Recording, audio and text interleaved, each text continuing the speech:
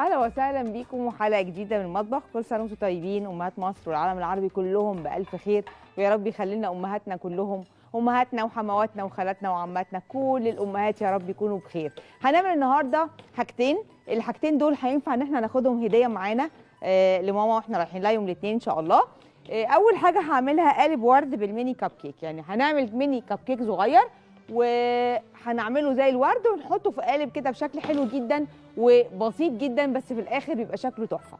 المقادير بتاعه الكب كيك نفسه: كوبايتين ونص دقيق، معلقتين صغيرين بيكنج باودر، رشه ملح، تلتين كوبايه زبده، كوبايتين سكر، بيضتين فانيليا، كوبايتين حليب. انا هعمل نص المقدار على فكره، مش المقدار كامل.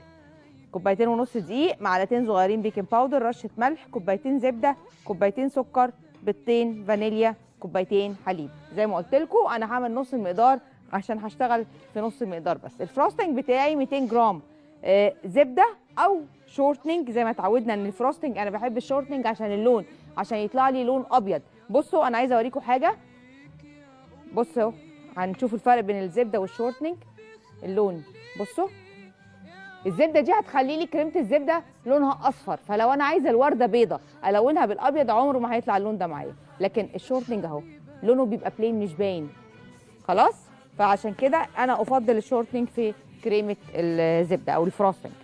وهستعمل 50 مللي ميه، 450 جرام سكر منخول اعيدها تاني لازم يتنخل، سكر حلواني بودره، 200 جرام بودره مارينج يعني حوالي معلقه كبيره. من تاني 200 جرام زبده او شورتنج، 50 مللي ميه، 450 جرام سكر بودره اللي هو بتاع الحلواني، اللي بتاع الحلواني بيبقى فيه مقدار بسيط من النشا فهيطلع معاكي احسن في الفروستنج. 12 جرام بودره مارينج حوالي معلقه كبيره. اول حاجه هنعملها هنعمل الكب كيك وهنعمل الفروستنج بتاعه. هحط البضايه، بسم الله الرحمن الرحيم. الكب كيك عايزه تعمليه كاكاو هتحطي معاه عايزه تعمليه شوكولاته قصدي هتحطي معاه كاكاو خام. عايزه تخليه بلونه كده اهو مفيش مشكله اللي انت عايزاه. يعني انا عامله بتاع امبارح كله عاملاه كاكاو، ايه المشكله؟ نجيبهم قريب مفيش مشكله. انا على العموم هشغل الاتنين مع بعض عشان الوقت وعشان ننجز، فهجيبهم لك كده اهو. ده كويس، وادي هنا اهو ده. ايه رايك كده؟ اوكي.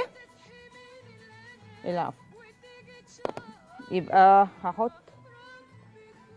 الفانيليا، هيفضل لي الدقيق والبيكنج باودر. وممكن يا احمد تيجي بس معايا هنا وتساعدني علشان ننجز في الوقت. شغلي دي وانا هحط الفروستنج. اول حاجه هحطها الشورتنج بتاعي، بسم الله الرحمن الرحيم. هضربه مع السكر. بودره بديل لبياض علشان ما اقعدش بقى ادخل في زلال بيض والكلام ده. فبودره المارينج موجوده عند بتوع الحلوانيه وسهل جدا ان احنا نلاقيها. الميه وادي بودره المارينج، وهخليها تتضرب لغايه لما تبقى ناعمه جدا. هاجي هنا اهو للكيك برضو مش عارف تشوفهم، ادي الدقيق وادي اللبن الحليب، بيكنج باودر. الميني كب كيك هياخد في الفرن ماكسيموم 10 دقايق، ما بياخدش اكتر من كده، بياخد وقت قليل جدا. الفروستنج اهو عشان يختلط.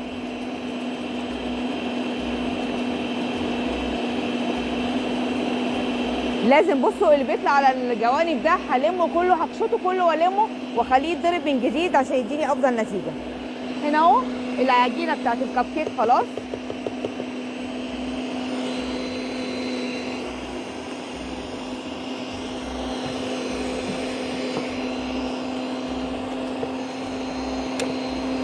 فانا عايزه مش هحط له ورق الكب كيك الميني ده الصغير، مش هحط له ورق، انا هدهن بس القالب بالزبده او بالسمنه كويس جدا، وبمعلقتين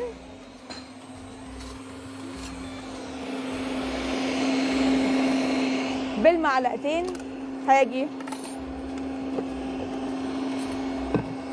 بحط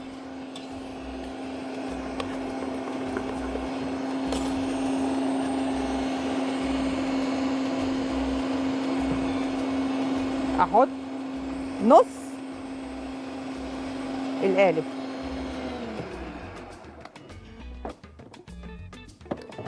كده اهو. وزي ما قلت لكم هيخش الفرن مفيش 10 دقايق لان هو حجمه صغير، فمش هياخد وقت خالص في الفرن. بس لازم تبقي دهنه القالب كويس بالزبده او بالسمنه، الزيت مش كافي عشان الحاجه اللي ممكن تلزق السمنه او الزبده بيبقوا اقوى فيها. انا هدخلها الفرن طبعا واطلع فاصل علشان ارجع اقول لكم بقى هنزوقه ازاي وهنعمله ازاي. هو بسيط جدا، الفكره بسيطه جدا، بس في الاخر بتديني شكل رائع وجديد مختلف عن اللي احنا متعودين عليه، وان شاء الله يعجب امهاتنا كلهم. اهو ادي اول واحد، وبعد كده هنعمل احنا الباقي مش مشكله. ده الميني كب كيك هدخله الفرن، وادي فروستنج خلص عندي. عايزه تلونيه هتلونيه باللون اللي انت عايزاه، هنحط نقطه اللون عليه. بس انا اعمل ايه؟ انا هقسمه 3. الكميه بتاعت الفروستنج دي هخلي تلت ابيض وتلت هحط عليه لون احمر وتلت هحط عليه لون ازرق عشان يبقى ايه؟ الوان. خلاص هندخل دي الفرن على 180، وزي ما قلنا بتاخدش 10 دقايق. بسم الله الرحمن الرحيم. وهنروح لفاصل بقى. هروح دلوقتي الفاصل وارجع لكم بعد الفاصل تاني، استنونا.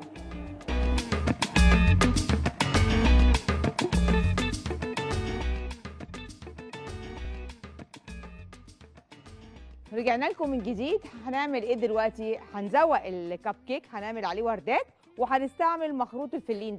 ده بيتباع عند محلات الادوات المنزليه. هستعمل خله سنان معاه علشان اثبت عليه الورد. هاجي اعمل ايه؟ اهي هحط كده اهو،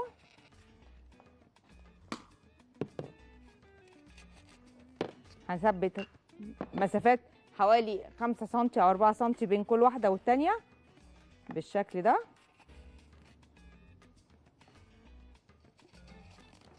طبعا داير ما يدوروا، انا مش هعمله داير ما يدوروا عشان الوقت.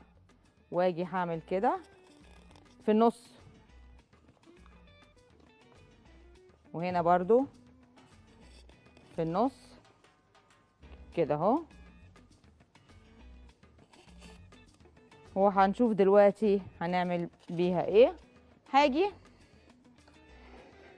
هعمل ورده بالكب كيك، سواء الميني كب كيك مدور او على شكل قلوب زي ما انت عايزه اهي، بتبقى صغيرين مدورين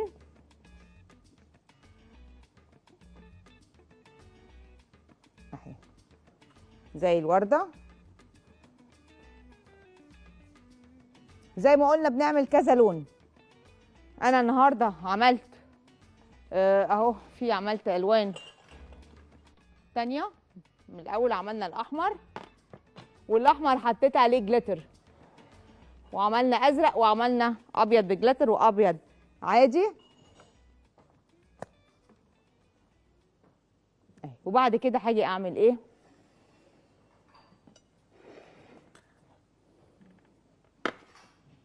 هجيب الكب كيك كده واروح حاطاه كده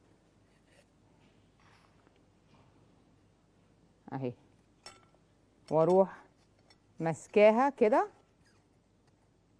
في التوث بيك، اروح حطاها عشان امسح ايدي كده اهو زي برج الحمام. لا هتشوف شكله في الاخر هيطلع ازاي. واجي ارجع الاحمر تاني علشان ايه؟ الله يخليك. وبعدين ممكن الابيض برضو احط عليه جليتر، بحيث لو اتحط كده اهو، بس ما اعملش كله بجليتر عشان لو كله بالجليتر هيبقى بيلمع قوي. خلاص يعني ايه؟ نشكل شويه. انا هوريكم في الاخر بتبقى ازاي علشان الوقت. اهي بتبقى كده اهو. ادي برج الحمام، ايه رايك بقى في برج الحمام؟ جميل اهي كده اهو.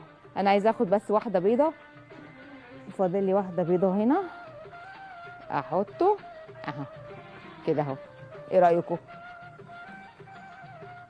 ده القالب بتاع الميني كب كيك اللي بنقدمه ماما، سهل وبسيط ما فيهوش اي حاجه. عملنا ايه؟ عملنا الكب كيك زوقناه بكريمه الزبده، وزي ما وريتكم ابتدي احط التوث بيك اللي هي خله الاسنان، ابتدي احطها وادخل فيها الكب كيكات الصغننه بحيث تديني في الاخر شكل حلو جدا قالب على بعضه كده اهو. وزي ما قلت لكم كل الحاجات الفلين دي بتبقى كل اشكالها موجوده عند مستلزمات الحلويات. بيبقى فيه شكل المدور، الكوره اللي عملنا بيه قبل كده البوكيه في السبت، وعملنا بيه العروسه اللي ورق العنب لو تفتكروا، وبيبقى موجود فيه الشكل المخروطي ده، فيه شكل الاسطوانه، في كل الاشكال اللي انتوا عايزين تعملوها. فدي بتبقى هديه حلوه ان احنا نقدمها لماما يوم عيد الام، مختلفه ما كلفتناش حاجه. يعني مقدار العجينه اللي احنا عملناها، انا عملت نص مقدار عمل لي كل الكب كيكس دي، الميني كب كيكس، والفروستنج برده ولا حاجه، حاجه بسيطه جدا ما بتكلفش كتير، وفي نفس الوقت بتدي شكل حلو جدا. شايفين الالوان؟ طبعا الالوان انت حره بتختاري الالوان اللي انت عايزاها. انا اخترت الثلاث الوان دول. وكل سنه وانتم طيبين. انا ممكن اروح لفاصل دلوقتي عشان الوصفه الجايه فيها شغل اكتر فما نضيعش وقت الحلقه. هروح لفاصل وارجع لكم بعد الفاصل تاني، استنونا.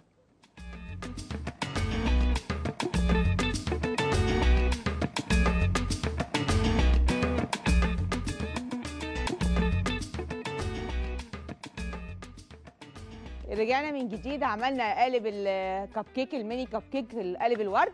هنعمل حاجه تانية برضو ورد النهارده، بس اللي هي كيك بوبس. ايه الكيك بوبس؟ اللي هي مصاصات الكيك، او بتبقى زي الكور كده اهو، محطوطه في عصايه زي المصاصه، و بتتباع غاليه جدا بره، مع ان هي بسيطه جدا وما فيهاش اي مشكله. هنشوف النهارده هنعملها ازاي.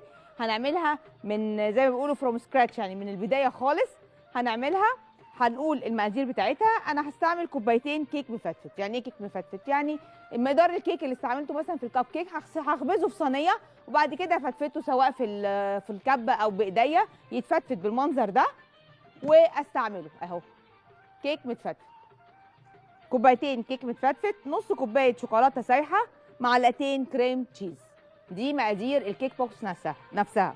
كوبايتين كيك مفتفت، نص كوبايه شوكولاته سايحه، معلقتين كريم تشيز.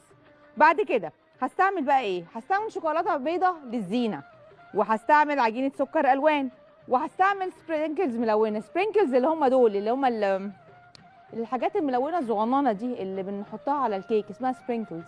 معرفش ليها اسم تاني ولا لا، بس هي اسمها سبرينكلز.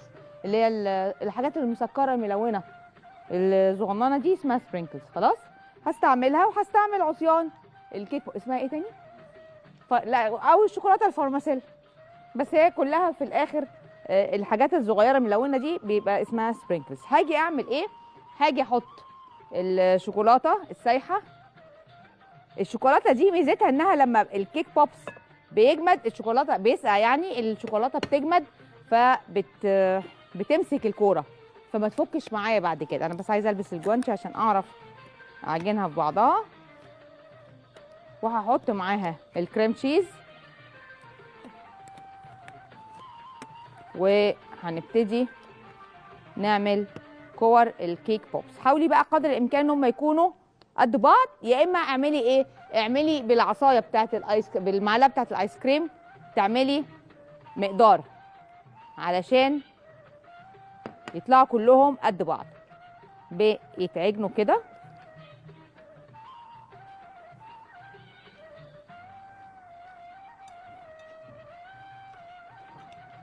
اهي هتلاقيها بقت عامله زي العجينه، ممكن تمسك في بعضها.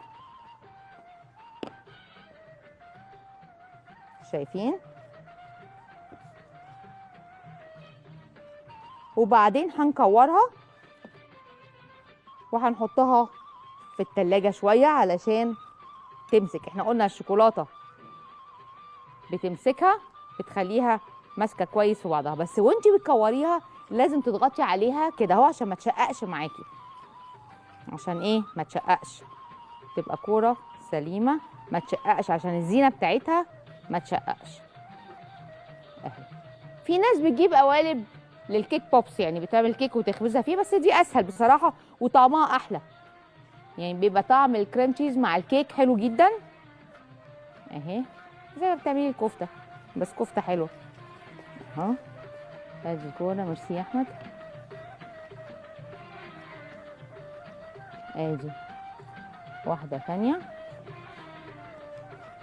اهم حاجه بس ان انت ايه تعجنيهم في بعض كويس، عشان زي ما قلنا ما يشققوش منك، علشان تطلع في الاخر كلها سليمه.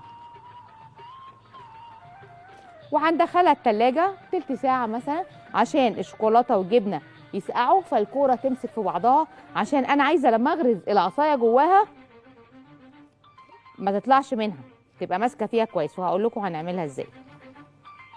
كده اهو اهو. هاجي بقى أشتغل فيها. أنا زي ما قلت لكم الأول مسيحة شوكولاتة، أنا مسيحة شوكولاتة بيضة هي اللي هشتغل بيها. وهاجي أعمل إيه؟ هاجي ادي الشوكولاته بسيحها من غير اي حاجه تانية، وباجي العصيان بتاعت الكيك بوبس اهي، هدخل العصايه، بصوا هحطها كده اهو في الشوكولاته، وبعدين اروح غرزاها في الكيك بوبس، شايفين كده اهي. ليه بقى؟ علشان الشوكولاته برضو تمسك العصايه جوه الكوره، لما اجي اقلبها او اوقفها ما تطلعش منها اهي. ادي الشوكولاته، بسم الله الرحمن الرحيم، دخلناها في الكوره. بصوا هاتها لنا من فوق عشان يشوفوا ازاي، واروح مسيباها تجمد او مدخلاها التلاجة شويه اهي، شايفين كل واحده كده اهو. يا مدام هيام. الو، السلام عليكم يا مدام ايه. عليكم السلام ورحمه الله وبركاته، ازيك؟ اهلا بيك يا حبيبتي، كل سنه وحضرتك طيبه. وانت طيبه يا قلبي، وانت طيبه كل سنه يا رب، وامهات مصر طيبين. ربنا يخليكي، منوره بيتك وحبايبك في حضنك يا رب، والدكتور جنبك يا رب. تسلمي لي يا رب، تسلمي تسلمي لي يا حبيبتي، كل عيد وانت في الدنيا يا رب. وانت طيبه حبيبه قلبي، ويخلي لك ولادك يا رب كده. ربنا يكرمك. بعيد على كل امهات مشاهدين قناه الحياه، وبقول لكل ام كل سنه وهي طيبه وبصحه طيبه. وانت طيبه حبيبتي. ربنا يخليكي يا مدام ايه. قولي لي جايين لك بقى ان شاء الله يوم الاثنين الولاد والاحفاد. دول نور عينيا، احفادي قبل ولادي. ربنا يخليهم لك يا رب. دول نور عينيا، تسلمي لي، هم هديتي فارس واسراء بالدنيا. ربنا يخليهم لك يا رب. تسلمي لي يا حبيبه قلبي، ويخليكي يا مدام ايه. عينيا. ومتشكره لحضرتك، وسلم ايدك يا حبيبتي كل ما بتعملي وشياكتك الحلوه دي. الله يخليكي، تسلمي يا رب، الف شكر. ميرسي ليكي يا مدام هيام.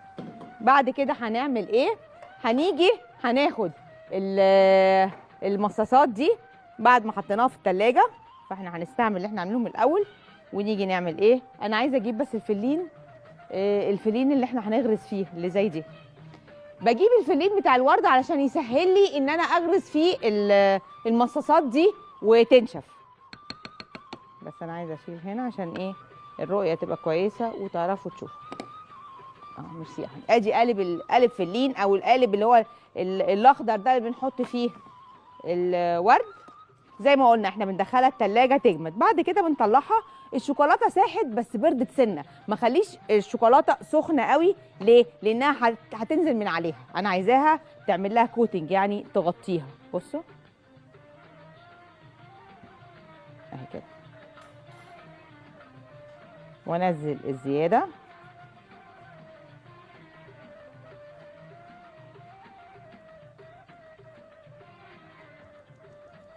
لازم اصبر عليها شويه، انزل الزياده، وبعد كده اعمل السبرينكلز دي في اطباق صغيره، يعني كل لون في طبق علشان اعرف اهو. انا هصبر عليها برضو سنه، يعني هحطها كده اهو. بصوا انا ما غطيتهاش كلها لتحت، ليه؟ لان انا هحط لها لسه عجينه سكر، بحيث ان انا اعملها زي الورده بالظبط، هتشوفوا في الاخر. فيعني ممكن عايزه تغطيها اوكي، مش عايزه تغطيها كلها برضو اوكي. بس اهم حاجه ان انت تنزلي الشوكولاته الزياده، عشان حرام تقعد تسيح وتنزلك على الفلين وترميها في الاخر، ما هو ده كله هدر. فانت اصبري شويه، وعشان كده بقول لك ما تخليش الشوكولاته سخنه قوي، خلي الشوكولاته تبتدي تبرد عشان تجمد بسرعه، وعلشان ما ينزلش منها كتير تهدري فيها. اهي تانية. بعدين اهي دي بردت سنه، هاجي اعمل ايه؟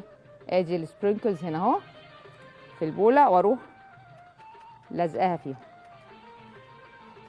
انا عايزه بس الشويه دي ما شاء الله عملت بسرعه، الشوكولاته نشفت بسرعه، مش مشكله. ادي شويه شويه جداد اها. انا مش عايزاها كلها علشان انا زي ما قلت لكم هغطيها بعجينه السكر، فانا مش عايزه اعمل هدر واخلص السبرينكلز اللي عندي اهي. اوكي، مش كلها، انا عامله بس البوزه بتاعتها اهي. خلاص هنعمل واحده كمان ونحطها في حاجه تانية. ممكن بقى بالجليتر. الجليتر ده يا جماعه ادبل يعني قابل للاكل، غير الجليتر اللي في المكتبه بنستعمله على الهدايا، علشان ما تفتكروش ان هو ده وتروحوا تجيبوا بتاع المكتبه وتاكلوه. لا، الجليتر ده بيبقى عند بتوع مستلزمات الحلويات، في منه الوان اسمه ادبل او قابل للاكل. خلاص كده اهو. انا بنزل زي ما قلنا الكتير الزياده. مين جمالات؟ مدام جمالات، هي الواد يا محمد. ازيك حبيبتي؟ عامله ايه؟ محمد ده هو موشور ده هو واقف تحت. ايه 10؟ ايوه حبيبتي انا معاكي. الو يا جمالات. ايوه حبيبتي معاكي. السلام عليكم، ازيك؟ الحمد لله يا قمر. كل سنه وحضرتك طيبه. وانتي طيبه يا حبيبه قلبي، عينيا ليكي. انا بشكرك على الحاجات الجميله اللي انت عاملاها دي والله. الله يخليكي يا حبيبه قلبي. والله حاجات جميله جدا. كل سنه تسلمي وحضرتك طيبه وانتي طيبه يا رب. مصر بخير وطيبه. عندك ولاد؟ عندي طبعا. عندك مين ومين؟ عندي هبه ومحمد وعبد الرحمن واتها. ما شاء الله، ربنا يخليهم لك يا رب. الله يخليكي يا مدام، الله يخليكي. حاجات جميله وانا بحب حضرتك قوي والله. الله يخليكي، ربنا يخليكي ليا يا رب. ربنا يخليكي. بواصل معاكي من سنه، بتصل بحضرتك على طول والله. تسلمي يا حبيبه قلبي، عينيا ليكي. عايزاني اقول لك حاجه؟ لا يا حبيبتي، تسلمي. بشكرك على الحاجات الجميله اللي انت عاملاها ديت، وبقول لك كل سنه وانت طيبه. وانتي طيبه حبيبه قلبي، ربنا يخليكي ليا. مصر طيبه وبخير يا رب يا رب. تسلمي لي يا قمر، تسلمي لي يا حبيبه قلبي. كده اهو، دي عملناها بالجليتر، شايفين اهي.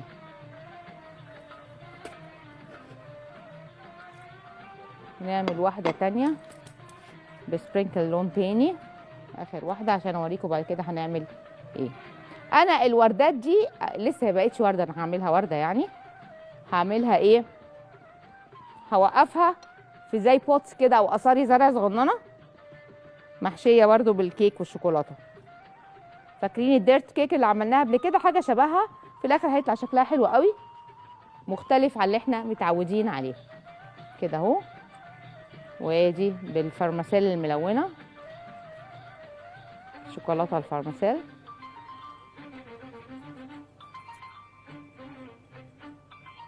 اهو، بألزق فيها الشوكولاتات اهو. خلاص ادي واحده. بعد كده بقى هنعمل ايه؟ هسيبها تنشف هنا اهو، وابتدي اشتغل. ميرسي يا احمد، تسلم ايديك. احمد عامل لنا شغل حلو قوي النهارده. ادي البوتس او الاواني بتاعت الزرع الصغننه اللي انا هحط فيها الكيك بوبس، المصاصات الكيك، هحطها هنا اهو واعملها على شكل ورده، كانها ورده في قصريه زرع. دي هعمل فيها ايه؟ حملاها بالكيك كده اهو، اهو حملاها بالكيك.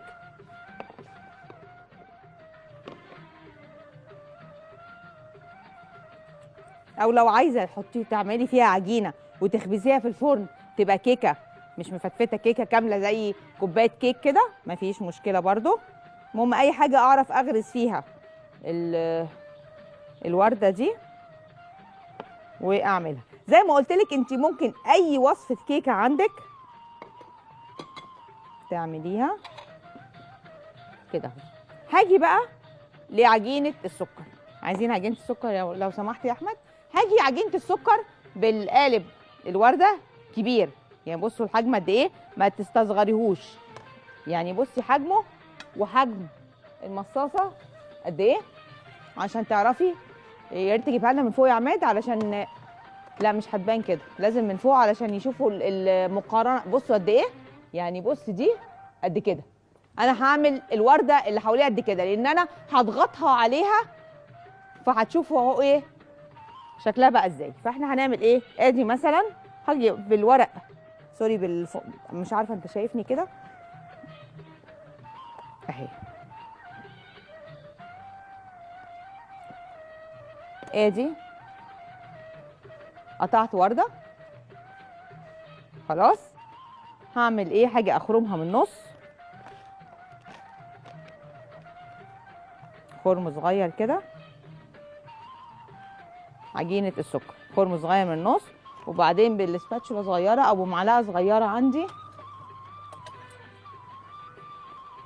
هجيب شويه من الشوكولاته دي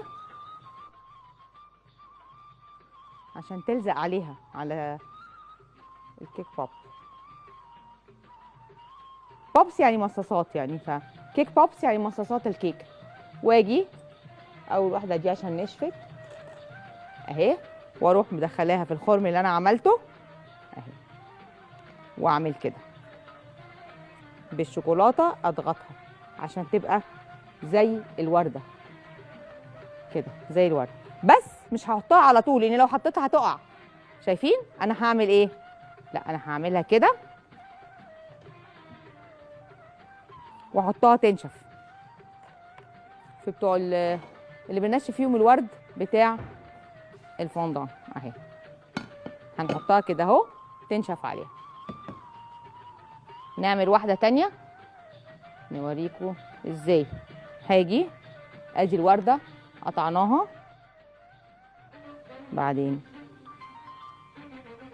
بخرمها وبجيب الشوكولاته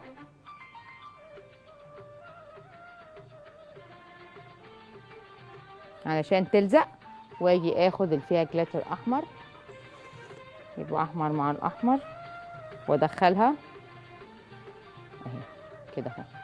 ادي دي الورده، واروح عاملاها كده اهو علشان اهو، واروح حطاها في الكاب ده. ما عنديش الكابس دي اعمل ايه؟ احنا اتصرفنا والله عشان انا عامله كميه. ممكن تجيب لنا بتاع القالب بتاع المخروم زي الباندت كيك، قالب الكيك. الكوبايه اخاف انها تقع منها، انا فكرت فيها بس انا هوريك انا قلبت القوالب الكيك. ممكن اي حاجه فنجان قهوه اي حاجه ميرسي. بصوا انا حطيتها على دول على القالب ده، عملتها يعني اتحطت بصوا كده لغايه لما نشفوا، عملناهم كده. اي حاجه موجوده عندك فيها خرم كده اهو او مايله لجوه استعمليها، يعني مش لازم تشتري حاجه مخصوص، باللي موجود عندك اشتغلي. بعد كده اهو احنا هنطلع فاصل. احنا فاضل لنا قد ايه على الحلقه؟ ممكن نعمل واحده تانية. نطلع فاصل عشان لما نرجع يا دوبك بقى نبتدي ايه نزوق الحاجه ونكمل الحاجات. هطلع فاصل وهرجع لكم بعد الفاصل تاني. معانا ايه؟ استنونا.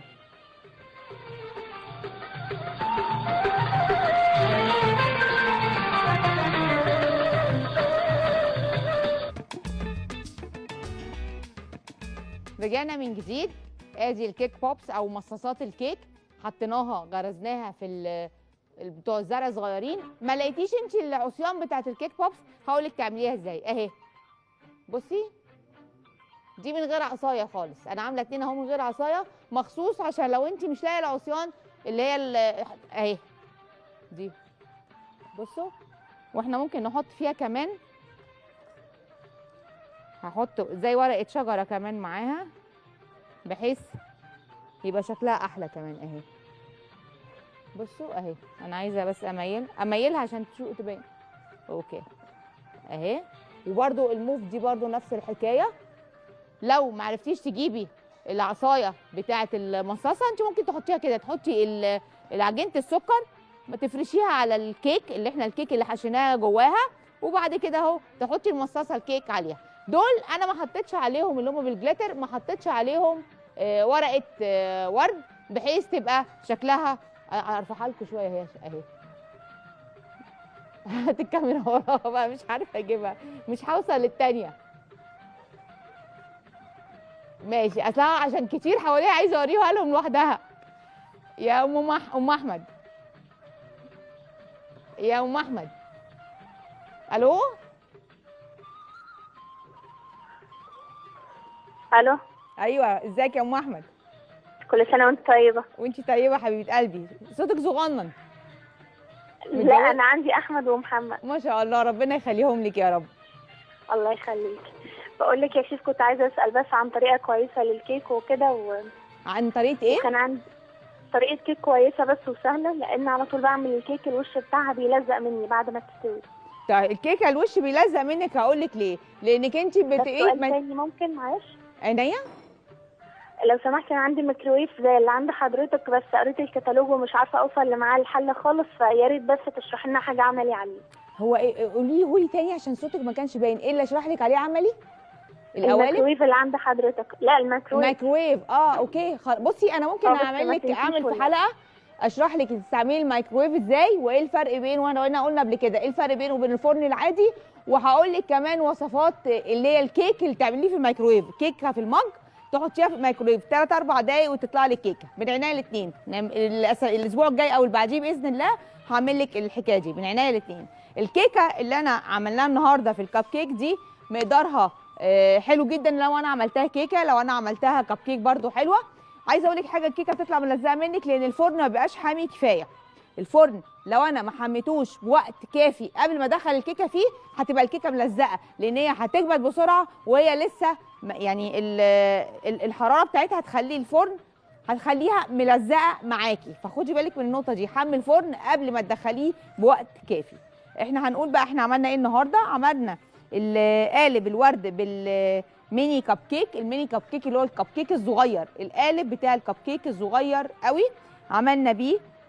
هنقول المقدار بتاع الكيك: 2.5 كوباية دقيق، معلقتين صغيرين بيكنج باودر، ورشه ملح، تلتين كوبايه زبده، كوبايتين سكر، بيضتين، فانيليا، كوبايتين حليب.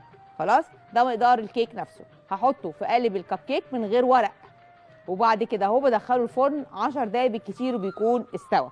هعمل له فروستنج من ايه؟ الفروستنج بتاعي 200 جرام زبده. انا استعملت الشورتنج اللي هو الزبده البيضه، و50 مللي ميه. زبده بيضه مخصوصه للحلويات، يعني ما ينفعش اطبخ بيها، ما ينفعش اجيب الشورتنج ده اطبخ بيه، ما ينفعش. 50 مللي ميه، 450 جرام سكر حلواني اللي هو سكر الباودر بتاع الحلوانيه، بيبقى فيه نسبه من النشا عن السكر البودره العادي. 12 جرام بودره مارينج، معلقه كبيره، ودي بديل عن بياض البيض. بودره المارينج زي ما قلنا بديل عن بياض البيض.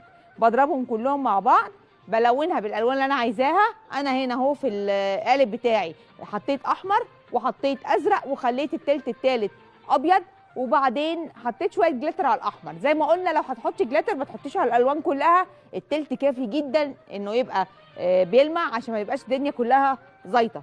خلاص، بعد كده اهو عملت وردات على الكب كيك، وجبت القمع المقلوب اللي هو الفلين، حطيت فيه التوت بيك اللي هي خله السنان، وحطيت على خله السنان دي الوردات الكب كيك. الكب كيك صغير، الكبير ممكن يتحط معايا لو كب كيك عادي، بس اولا مش هياخد كتير، يعني هتلاقي الكب كيك قليل، بس مش هيقول لا، يعني مش هيبقى وحش، لكن الصغير هيبقى احلى عشان هيبقى كتير فهيديلي الوان اكتر واشكال اكتر. بس لو انا ما عنديش القالب بتاع الميني كب كيك خلاص مش مشكله، هستعمل الكب كيك العادي، بس اعمله برده من غير ورق، يا اما اعمله واقشر الورقه من عليه بعد كده اهو. خلاص، يعني ممكن تعمليه بالكب كيك العادي وهيطلع معاكي حلو برده، مش هيقول لا.